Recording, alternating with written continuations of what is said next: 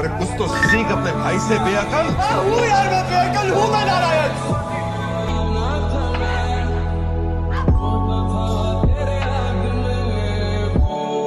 मेहनत कोई नहीं देखता है। लोग आएंगे, फेलियर का मेडल डालेंगे और बोलेंगे सिंसियर नहीं था ना तो कर नहीं पाया। एवरेज, फेलियर, लूजर, ये कोई भी माँ बाप नहीं चाहता कि उसके बच्चे पर ये टैग आए।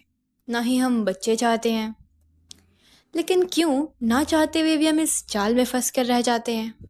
इस चीज़ को जानने के लिए हम शुरू से शुरू करते हैं, जब हम बच्चे थे। अब इतनी छोटे उम्र में हमें क्या ही समझ होगी कि हम अच्छे नंबर लाएंगे तो हमें हमें अप्रिसिएशन मिलेगा।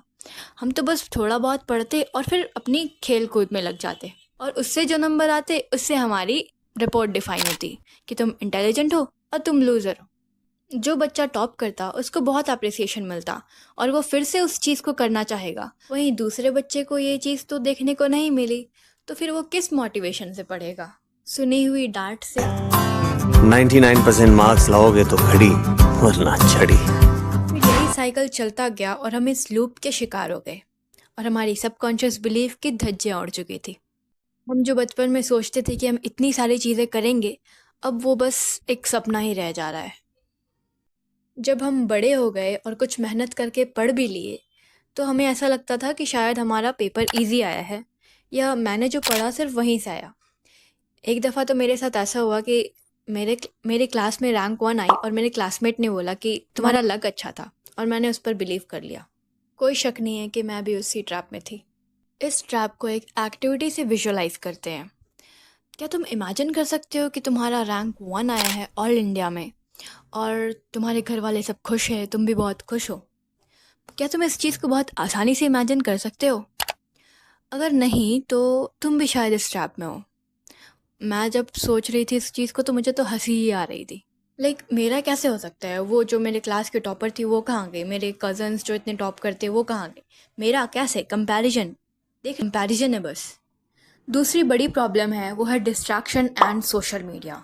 हम लोग सुबह को प्लानिंग तो कर लेते हैं, लेकिन हम लोग शाम तक उस चीज़ को कंप्लीट ही नहीं कर पाते। वो क्यों? ज़रा से इंस्टाग्राम खोल लो तो 2-3 घंटे ऐसे ही बीत जाते। फिर रियलाइज़ होता कि आज फिर लाइफ में कुछ नहीं कर पाए, जो बड़े बड़े सपने थे आज फिर रह गए, और एक गिल्ट के साथ सोना पड़ता।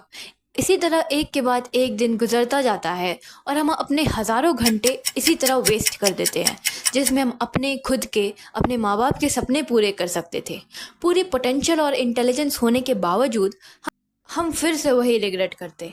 लेकिन अब इस लूप को ख़त्म होने का समय आ गया है, क्योंकि हम स्टार्ट करने जा रहे हैं 100 days challenge to unlock your potential. कोई भी student consistency, discipline and focus से अपनी दशा को बदल सकता है।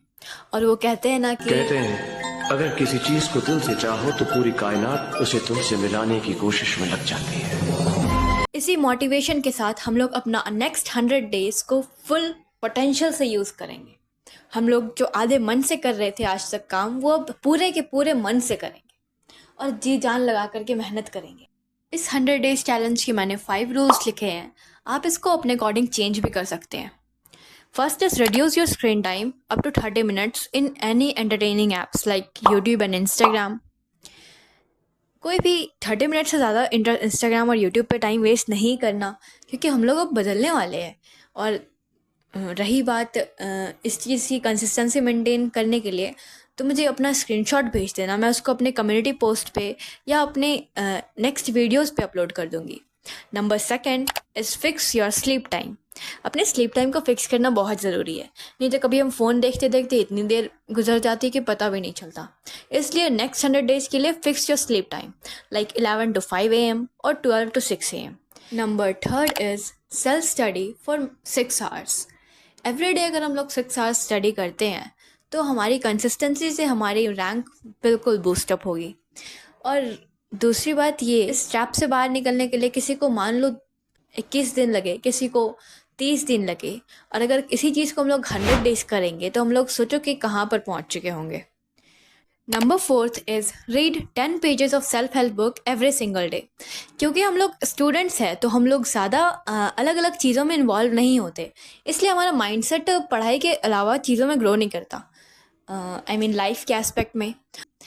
और मैं कुछ सेल्फ हेल्प बुक रेकमेंड करना चाहूँगी, वो है the magic of thinking big, the power of now and the atomic habits. ये स्टूडेंट्स के लिए सबसे ज़्यादा बेनिफिशियल है। और number 5 is EMA, that means exercise, meditate and affirmations.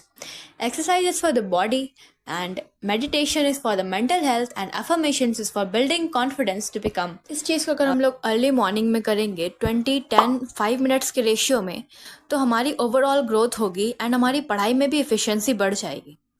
कुछ और भी रूल्स हम लोग इसमें ऐड कर सकते हैं, जैसे कि drinking 4 litres of water every day, eating only healthy. या बट आई नो हमारे देसी फैमिली में इतना ज़्यादा आसान नहीं होता ये सारी चीज़ें, और लेकिन कुछ ऐसे भी चीज़ें जैसे कि हम लोग कोई स्किल्स सीख सकते हैं, जैसे karate, painting and video editing, जो हमें अभी बेनिफिट करे या फिर फ्यूचर में कभी बेनिफिट करे। पर्सनली मैं कराटे सीखती हूँ और कंटेंट क्रिएशन के पर फोकस करती हूँ। बाकी तुम सब अपने अपने हिसाब से चेंजेस ले आना। बाकी ये सारी चीज़ें हम लोग 10th सितंबर से स्टार्ट करेंगे। Every day at 5 AM I will put a community post. और आज सब इस चैलेंज को एक्सेप्ट करके अपने लाइफ को 100 डेज में एक नया टर्नओवर देने की कसम खाते हैं। Write down in the comment section challenge accepted and use the hashtag transform with Ari. And always remember, we are just a decision away from a completely different life. So take all the steps and be ready to change your life. Thank you for watching this video and